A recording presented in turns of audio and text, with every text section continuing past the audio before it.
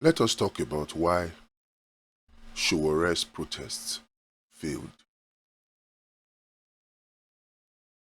And I call it Sowore's protest, and I say that it failed. Those are two bitter truths that Sowore and we as Nigerians must accept. If we do not do a post-mortem analysis of why the Free Nnamdi Kanu protest failed, then we may never be able to get any protest to work in Nigeria, ever.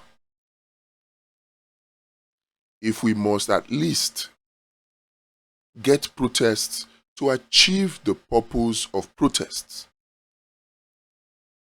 If we are to do that, we must first of all know that protests are not designed to fix a country. Protests are not designed to fix a country. We must first of all accept that. Then we will now do a post-mortem analysis of the Free Nnamdi Kanu protest to accept why that protest failed. And it failed woefully. I know this will be a bitter pill for Sowore to swallow, but it's the truth and it must be told. And of course, I will say to Sowore, you will know the truth, and the truth indeed shall set you free. Sowore's Free Nnamdi Kanu protest was a massive, colossal failure. And it is nothing to be ashamed about that it failed. Absolutely nothing. And I say that it was a failure not because I don't support it. I support the protest. And I must mention here that I am not an IPOB sympathizer. I am not. In fact, if anything, I am anti-IPOB. I am not anti-Igbo, but anti-IPOB activities. But I supported the protest yesterday, and I will support another protest. But on the condition that we understand why Sowore's Free Nnamdi Kanu's protest failed, and it failed woefully.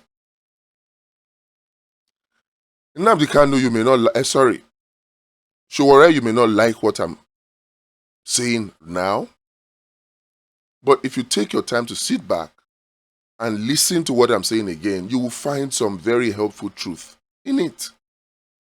And this is not just to you, this is to all Nigerians. I see many of the youths saying, oh, protests can never work again.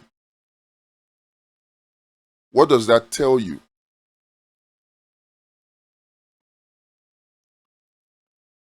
Protests have a purpose. That purpose is never to fix a country. Let's even settle that. NSAS protest was a failure. Was it? Many of you may argue that it was a success. End bad governance protest was a failure. Even though many of you again will argue that it was a success. Sowore's Free Nnamdi Kanu's protest was also a failure. Even though again, many of you will argue that it was a success. And that lies the problem, or there lies the problem. The difficulty to accept bitter truth. I've said here on this platform, and I will continue to say it, because I do some really serious, deep thinking. I don't allow emotions to becloud my judgment. Sowore's Free Nnamdi Kanu's protest was not only a colossal failure, it handed a cheap victory to Tinubu.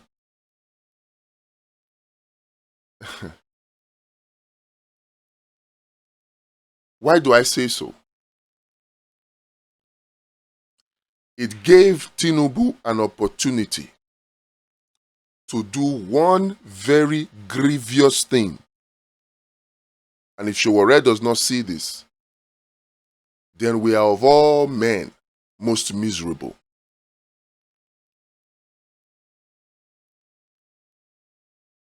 It gave Tinubu another opportunity on a platter of gold to strike fear into the hearts of Nigerians. And this is the most grievous and painful thing that the protest did to Nigerians. And why it is very painful is that it is difficult to see. So many will argue that it's not a victory. But I'm not here to tell you what you like. Bitter truths. Why do I say Sowore's protests were a failure? Free Nnamdi Kanu's protests were a failure. Number one, I'll give you two reasons, two critical ones. Maybe I'll add a third one. Number one, the needle has not shifted in terms of attempts to free Nnamdi Kanu. We are still exactly where we were before the protest. Exactly where we were. In fact, even worse. Because right now, Nnamdi Kanu's lawyers and brother have been remanded in police custody. In fact, that is a setback. We're not even where we were. Number two reason why that protest was a failure was because, and it's painful for me to say this, it has discouraged Nigerians, more Nigerians, from coming to join protests. By that simple fact that Tinubu has seized the golden opportunity that Sowore gave him to strike fear into the hearts of Nigerians. Bitter truths. I know. Sowore, you may not like this, but you must accept it. And you must accept the suggestions that I'm going to give you. And we as Nigerians must accept the suggestions if we are to move forward. Now we accept that the protests were a failure.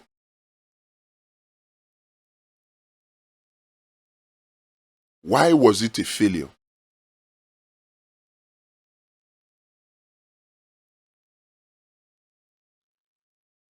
You cannot fight impunity with impunity.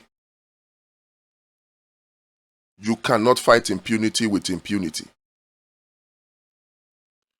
At the heart of the problems of Nigeria is impunity. And one of the reasons why I supported the protest was because it was meant to fight disrespect for the rule of law. It was meant to fight impunity against Nnamdi Kanu, even though I am no supporter of Nnamdi Kanu. He's fighting a just cause, but his approach and methods I do not support. Are the Igbos marginalized? Yes, they are. So are the Urhobos. So if he is fighting for the marginalization of the Igbos, it's his fair right. But his methods I do not support because they include violence. Now, even be that as it may, he still has rights. And the continued impunity meted out against him, I am totally against it. Because this is supposed to be a country of rule of law. So I supported the protest because it was meant to counter disregard for the rule of law. It was meant to counter impunity. But then Sowore now made it an act of impunity. What we need for protests in Nigeria is not brawn, it's not gra-gra, it is brain, deep thinking. But Sowore somehow feels that protests are equal to brawn. So unless there is a brawl, there is a confrontation between Nigerians and police, then it cannot be a protest. That is not true. Ahead of the protests of Monday, October 20, 2025, Tinubu went to court to get a court order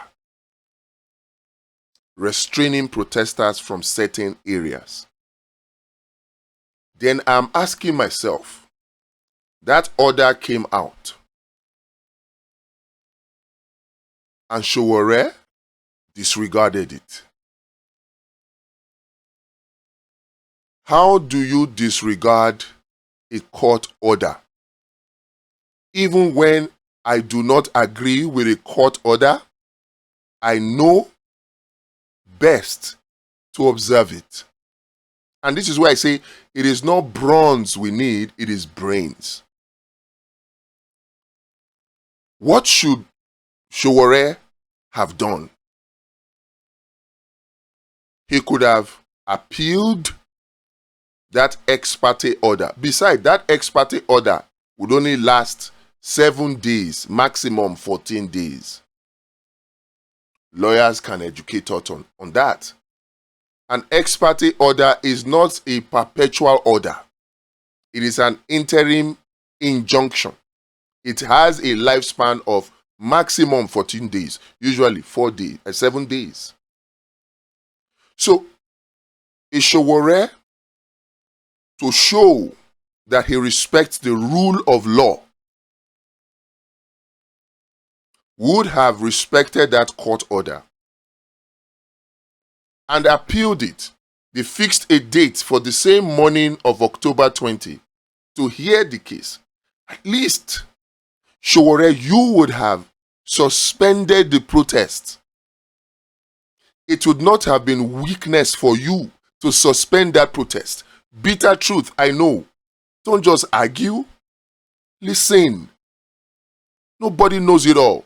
Neither I nor you. But this is my own 2-kobo advice from a vantage position that I'm giving to you. You could have waited. You could have waited. If at the hearing, the court maintains its position after hearing from you to say, oh, you are restricted from this area still. Don't go anywhere near Shehu Shagari Way. Don't go anywhere near the Eagle Square. Don't do. If after hearing you, the court still maintains that position, which the rule of law dictates that it has, must we do protests at Eagle Square for the protests to be protests? Must we? Is it only a protest if it is done at Eagle Square on Shehu Shagari Way? Must it be confrontational for it to be protest? Must we put the lives of protesters at risk before it will protest deliberately? And I say this with all sense of seriousness because there's no telling. Even if you protested outside of the designated zone, there's nothing to stop the police from still disrespecting the rule of law. But I know they say it takes two to tango, but must it take two to tango in impunity? Can't we show these our failed fathers that we can take the moral high ground? This is one of the reasons why it failed, because it was made to be a confrontational protest. There is absolutely no need to violate a court order, however we feel about it. Absolutely no need. I'm saying this is not something many of you want to hear, but I'm saying it for the record, for posterity. Many of you may not even view this video, but it doesn't matter. Posterity. It was meant to be confrontational. Did it need to be confrontational? The answer is no. What would have happened if we had gathered somewhere at the National Stadium? We entered into the main bowl of the National Stadium. We brought music, we played music, we danced, we sing. We make friends, we talk. And then we get media to come and video it and capture it. We would have sent our message. But we made it confrontational. And every time we make a protest to be confrontational, yes, the protagonist, the people leading it will gain popularity, but it defeats and weakens the effectiveness of protests to achieve their goal. But remember, protests are not designed to fix a country, but they can achieve their goals. So when we make it confrontational, citing examples from Nepal, from Kenya, from Bangladesh, from Madagascar, when you make protest confrontational, you weaken its effectiveness. Look, protests are not designed to fix a country. And I say it again and again so that it can sink in. Somehow we feel that when you use protests to change government, then that is improvement in the lives of the people. Is it? Is Nepal? Is Bangladesh? Are they better off today? Madagascar, are they better off today than before the protest? Kenya, are they better off today? But they can achieve their purpose. You can say, oh, the protest shifted or reversed the policy of government. Yes, but that does not change the government. One, even if it does change the government, it doesn't change the policy and it doesn't improve the lives of the people.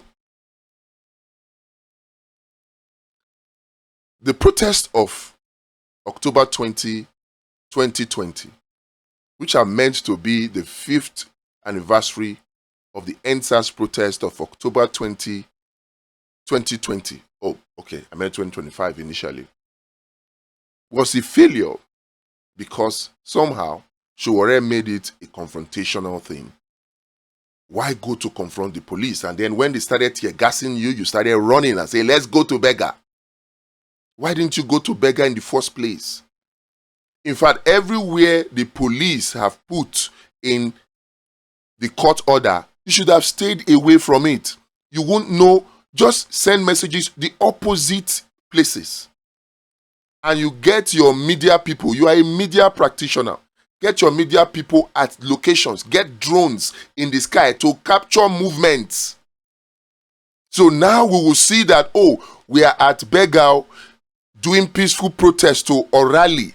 And then the drone shot is taking it. And if the police come to now disrupt it, we will have evidence to use against them. But you made it confrontational, and so it failed. 2, you made it a Sowore protest. Now, this may not be deliberate, in the sense that you may not have deliberately made it a Sowore protest, but it ended up being a Sowore protest because, number 1, you failed to rally critical stakeholders in support of the protest.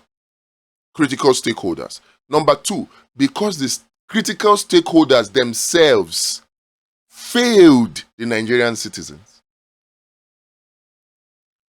The most successful protest in Nigeria so far was the subsidy removal protest that people like them, Tinubu, led in 2012. It's successful not because it was confrontational. It was not confrontational. It was never meant to be confrontational. In fact, it was a rally. If you were at Freedom Square at Ojota or in Abuja, it was like a rally. It was fun. It was not meant to be confrontational. But that was not even the secret sauce. All the critical stakeholders were present in that protest. The critical stakeholders. You had religious leaders, in fact, some traditional leaders. You had political opposition figures. You had entertainment leaders. You had business leaders. You have educational leaders. They were all there at that protest. And the protest was peaceful. Where are these critical stakeholders in the Free Nnamdi Kanu protest? That's why I say it is a failure of the fathers across board. You had the likes of them, Pastor Adeboye, the likes of them, this Lateran Assembly, Pastor Bakari. They were all there in support. You had business leaders like them, Tony Elumelu. They were all there. Tinubu, leading opposition figures. They were all there. Buhari was in support. And they all came to the forefront. You had governors coming out to protest. Critical stakeholders. Many of them are agents of the IMF and World Bank. We must state. But they are critical stakeholders.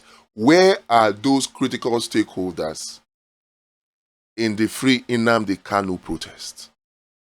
I didn't see any. No religious leaders, no entertainment leaders, no political opposition leaders. Coalition was not there, and I'm surprised. If a Peter Obi had been there, and don't tell me Peter Obi could not have come. If a Peter Obi had been involved, he could have spoken to Sowore and said, Sowore, let's make this thing a peaceful protest. If an El Rufai had been involved, he could have spoken to Sowore to say, let us make this protest a peaceful protest. Yes, call me naive. But deep down within you, you know what I'm saying is bitter truth. If they had been involved, it wouldn't have been a Sowore show. It became a Sowore show, and he led the protest astray because the fathers failed to show up in support.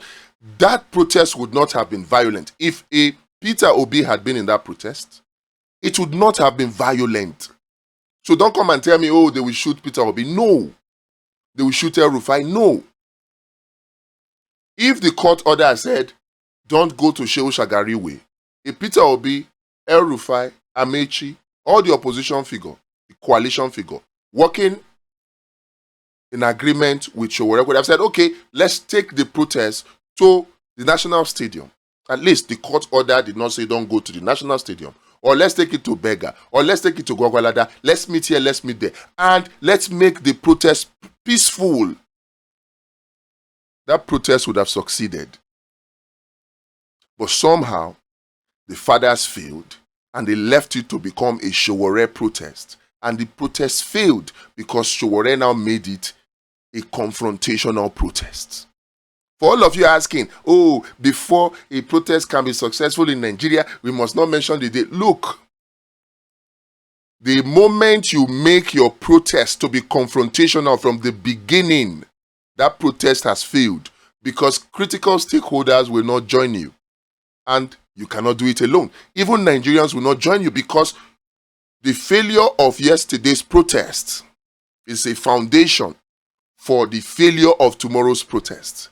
You gave Tinubu cheap victory, an opportunity to strike fear into the hearts of Nigerians, and you can't see the effect.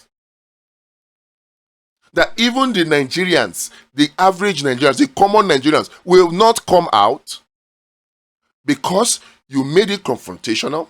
You gave Tinubu cheap victory. The police were tear gassing people and they were videoing it. Now, other citizens who didn't come out are watching and they are saying, thank God I did not go for the protest. Therefore shoot me. Therefore tear gas me. So when you call for another protest, do you really think they will come? The fathers failed and they left you to be. Look, you cannot teach, as a young man, a young bachelor, you cannot teach your father how to marry you.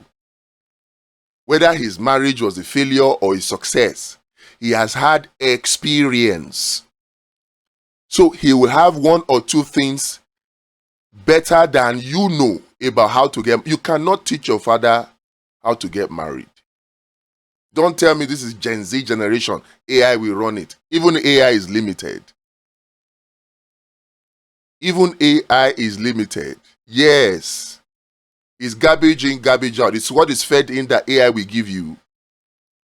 So there are still one or two things that your father can teach you about marriage. You cannot fight Tinubu with protest.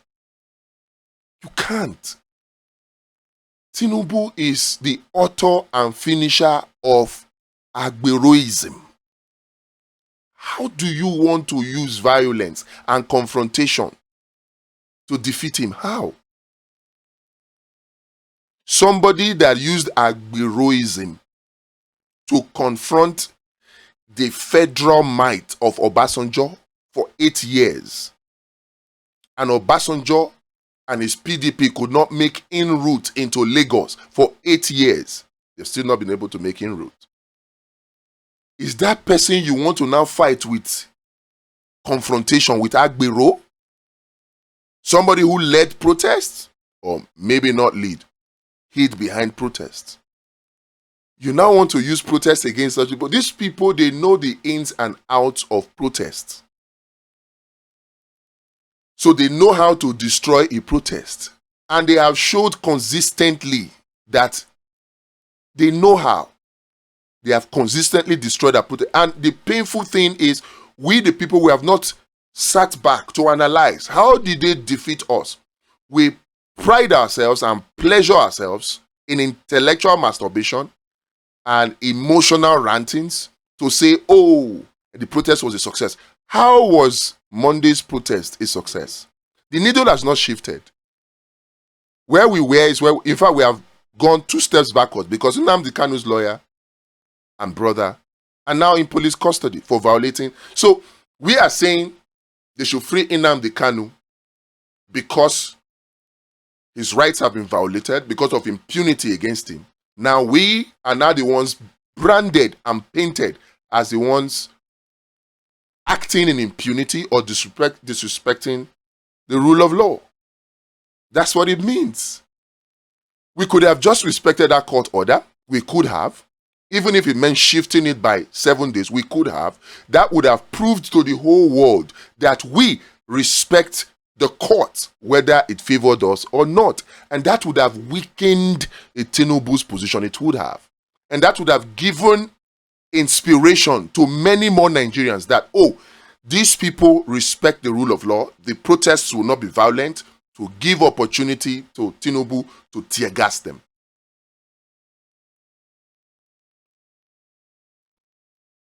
And let's not forget, protests are an 18th century solution to an 18th century problem. Protests worked in the 18th century, in the 19th century. This is the 21st century. Protests cannot work. You need deep critical thinking. Confrontation never helped. That is why the Berlin Conference of the late 1800s took place to share Africa, because they were confrontational. They were fighting amongst each other. I'm talking about Europe for the resources of Africa. And so they sat down and said, look, Confrontation will not help us. Let's think. And they sat down in Berlin Conference of 1885 and they shared Africa and they had peace and everybody went about their ways. They were progressing. We were underdeveloping. When that one now failed, because some people started breaching it in the First World War, in the Second World War, what now happened? America called for another Berlin Conference. This time, it took place in America in a place called Bretton Woods. So, they had a Bretton Woods conference to say, we don't need to use gra-gra anymore.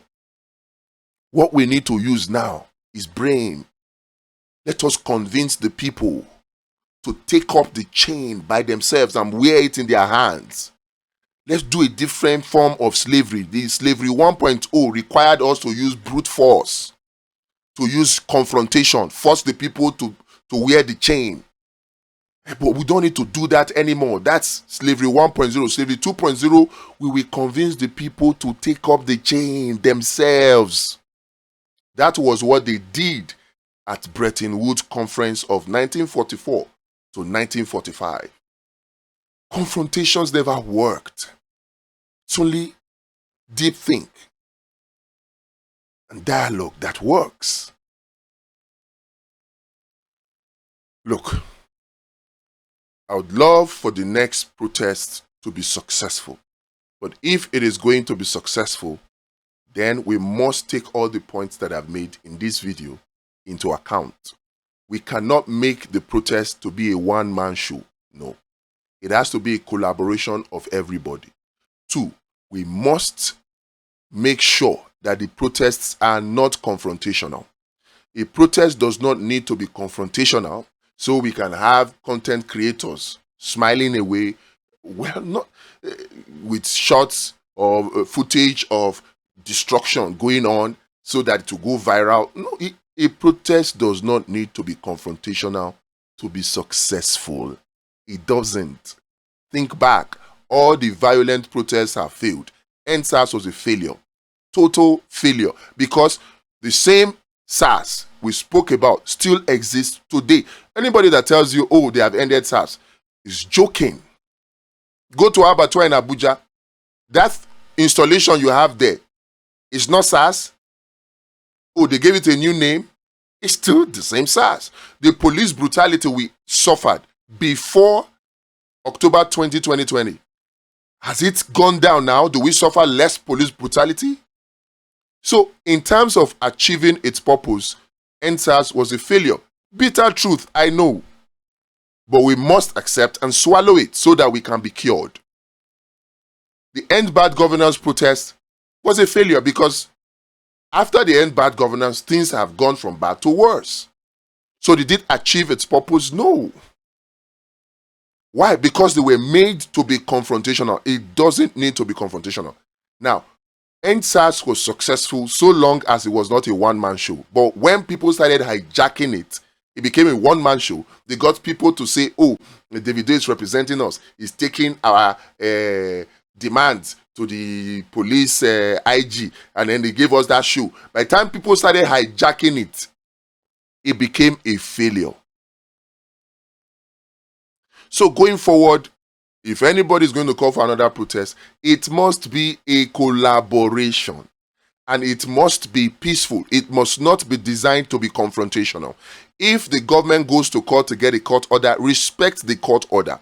Don't risk the lives of young, innocent Nigerians for personal gains of popularity or aggrandizement, bragging rights, so you can say that I did protest and led protest against the police. Come on. Is that the end game, or do you really want Nigeria to be better? Bitter truth. But these are the pills that we must take to make sure that the next protest succeeds. And besides, like I said, protests never fixed a country. It's deep thinking. The only way to fix Nigeria is to get leaders that believe in Nigeria. The current crop of leaders, they are slave taskmasters, slave masters. And we must get them out. And there's no way to get them out without free and fair elections. And that is why we have brought our own people-powered electoral solution to parallel what INEC will do. We cannot rely on INEC to say, oh, they have done reform or they have promised this, like the new INEC chairman is promising. Forget. Mahmoud Yakubu promised heaven, he gave us hell. Professor Amukbitan is not going to be different. Forget resume, forget what's written on paper.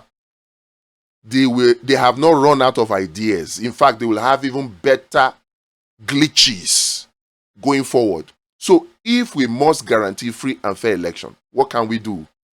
We must have a people-powered solution to run side by side in parallel. And that is where you come in.